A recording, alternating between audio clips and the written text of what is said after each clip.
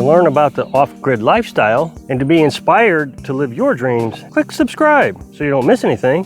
Hit the bell notification. So today I'm supposed to be getting my well packer. I ordered it like 3 weeks ago. Got an update from UPS that says that a manufacturer in Texas has sent me an item. Well, the only thing I think that I have out right now is the well packer. It's a rubber manufacturer in Texas, so that's gotta be my well packer.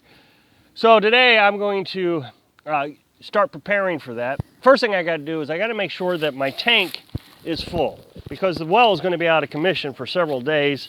And if I mess up, it could be out of commission for, a while, until I figure out how I'm going to fix it. So today I'm gonna fill up my IBC tank, and you might be able to hear the well pump running right now. Carolyn's finishing up some laundry, so she's got that out of the way, so we're not using our 275 gallons while the well is down doing laundry. So that way we can just do dishes, drinking water. Well, we got plenty of drinking water actually, and showers. This is the last time I gotta go through this nightmare of flushing out the well. So today I'm gonna flush out the well, fill the tank, and I'm gonna pull the pump out of the well. One of the reasons I want to do that, I don't know if I'll be able to get a chance to do that today, is I want to disconnect the wire. You'll see the wire coming out of the well here. I want to disconnect that from the old pump and put it on the new pump. The reason I got to trade out pumps is because when I put the PVC pipe down in there, the pump that I have in the well now is too big for that. So I had to downsize from a 5-inch pump down to a 3-inch pump, which will fit down into that 4-inch pipe. If you have not seen all the videos of me explaining what the well packer is going to do and what the pipe is going to do, the well liner, please go check out my other videos, because talking about that again would just be another full video. Now, I've learned quite a bit about the pump installation from the first time I installed the pump. So this pump goes down 100 feet, well, probably about 90 feet, 95 feet. The first thing is I used the wrong size rope. I got a much thicker rope now, right there. But one of the things I learned was when I lowered it down, I had to hold the pump and tie the rope off at the same time. Well, I don't have enough hands to do that. So this time I'm going to be more prepared. When I pull the pump out, I'm going to run my new rope from the pump, the new pump, and run it all the way along the pipe, taping it off to the pipe to this point right here. And at this point right here, I'm going to tie off a piece of metal rod right here. That way when I lower the pump down into the well casing, this rod will hold it right on the well casing until I can do whatever it is I need to do. It'll already be tied off. That way I don't have to hold the pump and tie off at the same time. Because this has been an absolute nightmare. Trying to make this work has not worked at all. And I'm so grateful that I have to redo this, to be honest. I mean, this thing will slip on me sometimes, roll over. The board is not going to last forever, so eventually the pump's just going to drop down anyways. This was a learning experience, and I'm glad I've learned so much from this through the last year. Okay, so the first step I got to go to is I got to start the generator to start the pump up. That's the only way I can do it right now. Hopefully with the new pump, with it being so much smaller, it'll run off my current inverter. If not, the next purchase I make is going to be a bigger inverter. That way I can run the well pump off the solar panels, the batteries, whatever you want to say. That way I don't always have to rely on the generator. So first thing I gotta do is I gotta start the generator. Now this pump really stresses this generator. It's a big pump. This pump pumps 30 gallons per minute.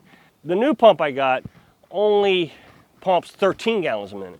I'm actually a little bit concerned that it's not going to be enough when I put it down there, because I got to flush the well out. I got to empty the well. If the pump isn't pumping faster than the recovery rate of the well, I'll just have to run it for several hours just to flush it out. I think the well has a recovery rate of like 6 or 7 gallons a minute, maybe 8 gallons a minute, so the pump may still be faster than the recovery rate.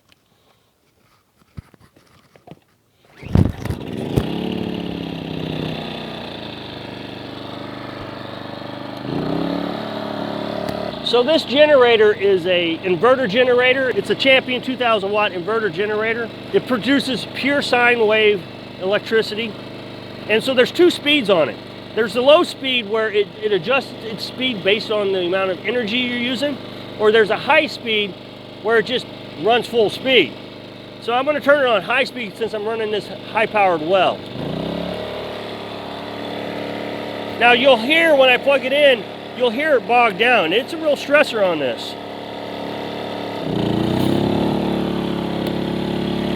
So now my next step is I got to walk down to the end of the hose. I always run the hose down here because I don't want to flood the yard. I'd rather flood the woods. There's the chickens. I don't know if you can see the chickens.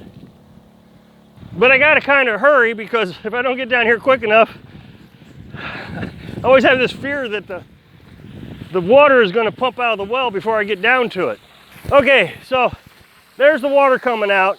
Okay, so again, I'm not sure if you're actually going to be able to see how dirty it is, but it's pretty greenish brown.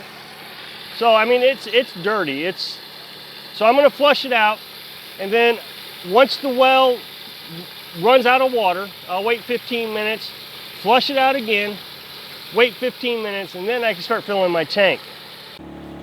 Okay, so now I'm filling the tank. It was about half full, just about what I always do, about half full. Water is very clean now. I also run it through a filter. Hopefully I won't do this anymore. Well, sorry about the noise. That's the generator. I run it through a filter right now just to get the dirt out. I hope I never have to do that again, but I probably will always do that. Just to have extra cleanliness, even though the well should be clean after I get the packer in. Okay, so I got the well liner. It finally showed up. However, when I opened the box, scared me. This is a black color and it was supposed to be blue. So I immediately just, I ordered something wrong. So I measured it and it's the right size. This is a 4-inch diameter PVC, and I even checked to make sure that it would fit on a 4-inch collar, which it did. So I couldn't figure out why it wasn't blue. It was supposed to be blue. So I went to the web page and immediately looked, and yeah, it said it's supposed to be blue. And blue is supposed to be the big deal. It's called the blue packer is what it's called. So I did a little bit more research, and I found out that the reason it's black is I did misorder, but it will still work. This has an extension on both sides. So it really doesn't make any difference. I mean, I could literally cut that off. It wouldn't make any difference. So now I'm going to pull the well pump out, and I'm going to lower my camera down in there. Now, I'm not going to put the camera into this footage. What I'm going to do is I'm going to put the camera footage, I told you a while back I'm going to lower my cell phone down there. I'm going to put the camera footage in the description below. Okay, once I cut this rope, I have to start pulling immediately. Otherwise, the pump will fall down. It'll only fall down about 5 feet, but once I get started, I can't stop. I got to keep going. Now, remember, this hose is full of water. It's only 100 feet, so it's going to be like 10 pounds, 5 pounds, something like that. I forget which. So as I pull it up, it's going to get lighter and lighter. So here we go.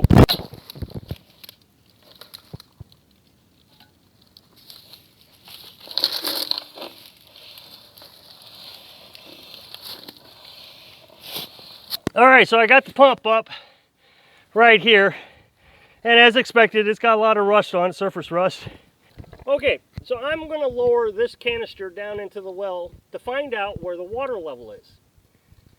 I think it's at 70 feet. So I've got a couple rocks in it. That'll make it land on the water. It'll make me feel the weight difference is what it'll do. It'll land on the water and it'll float. I've already tested it. I put it in a bucket of water. It will float. And then I'll mark the rope off with this marker here. That'll tell me how far the water level is.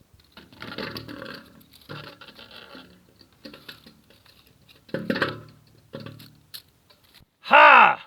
Good news. I just figured something out. So the whole time, this thing is bouncing off the well casing, which is metal. And I can hear ding-a-ding-a-ding-a-ding-a-ding all the way down. And then it got to a point where it wasn't making that ringing sound anymore, which means the casing does not go down to the water level, which is fantastic. That's great. What that means to me is I know now, I'll mark it off on my rope here with that brown marker right here. I'll mark that off, and that'll tell me how much of this pipe that I need for the well liner. Okay, so now I can feel the difference in the rope weight. I'm going to mark that off. That's the water level. Okay, so I think I've learned all the information I can learn for today. So tomorrow I'll start lowering the well packer and the liner down. And then what I'm going to do, I think, is I'm going to, once I get a pipe out here that extends out 2 or 3 feet, I'm going to concrete around that so the water doesn't drain down into it, and just kind of keep it clean in between the well liner and the well casing. So learned a lot today. I'm really excited. This does not appear to be as problematic as I had anticipated. You imagine the worst, I suppose. So I hope I can inspire you to learn something new when you're living your dream. Thanks for watching.